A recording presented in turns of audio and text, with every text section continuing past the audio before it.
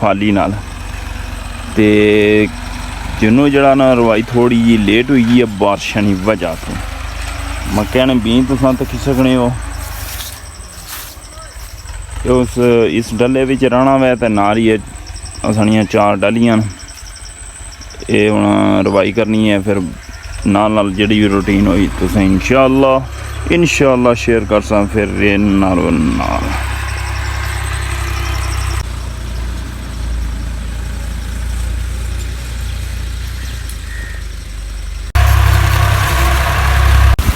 मज़ीद जनाब वाला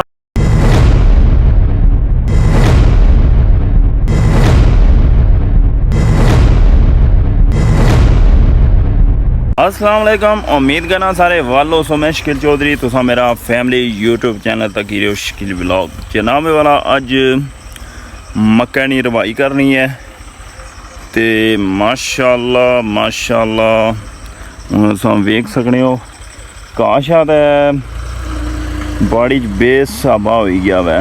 असां बुआई उड़ी सी सिंगल कराई सी 5 फाली नाल ते जिन्हों जड़ा ना रवाई थोड़ी जी लेट हुई है बारिशा की वजह तो मक्या ने बीं तुसां तकी सकने हो। उस इस डले विच रहना वै ते नाल ही साड़ियां 4 डालियां ये हुण रवाई करनी है। फिर नाल नाल जिहड़ी भी रूटीन होई तुसें इंशाअल्लाह शेयर कर सा फिर नालों नाल।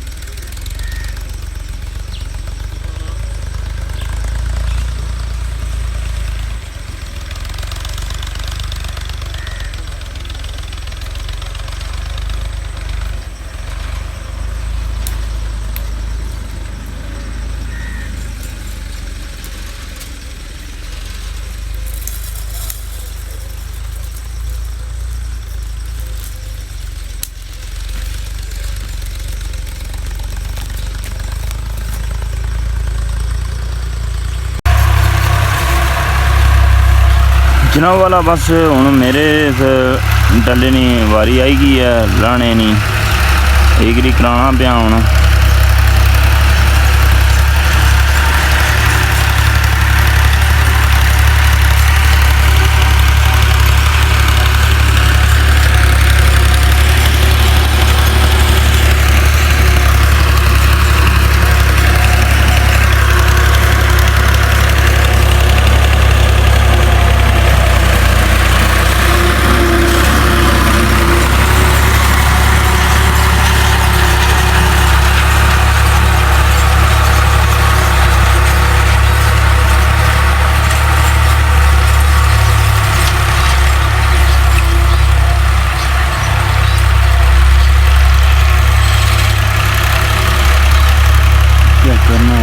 चाहिए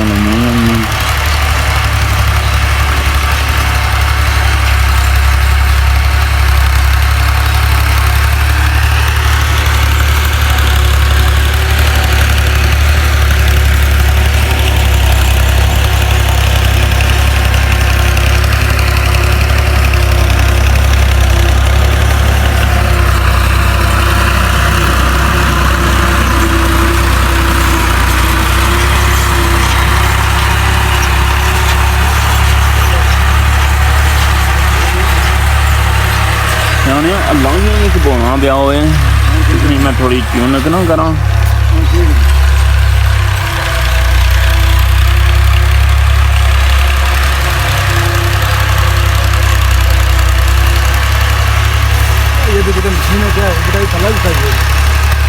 केड़ा है पर बाग लगे या ना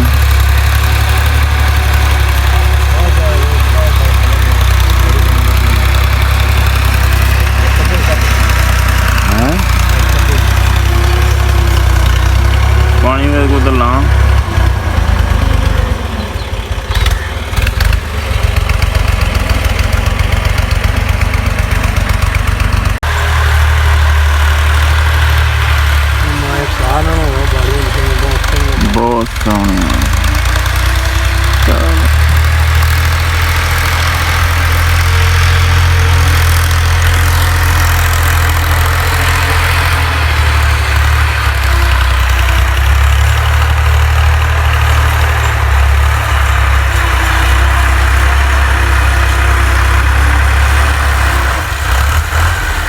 बने वाले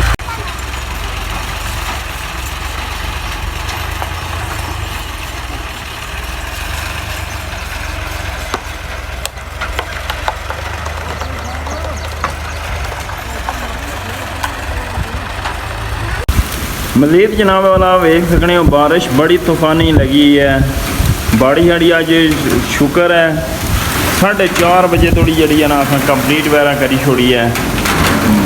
सारिया बाड़ियाँ राही छोड़ियाँ न हूँ तुम तकी सकने हो तूफानी बारिश लगी है। ये तक सिटी जड़ा ना पर पूरा डुबे या बारिश है बिच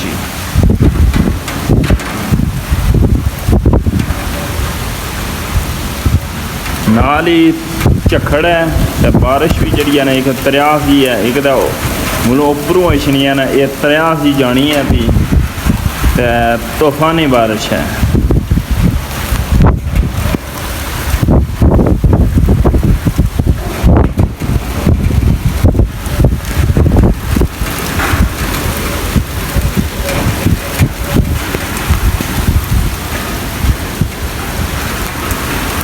इस क्लिप नाल मैं हुण तुसां कोल इजाजत चाहसा इस ब्लॉग नहीं एंड करसा तो ठीक है फिर अल्लाह सोने वाला है।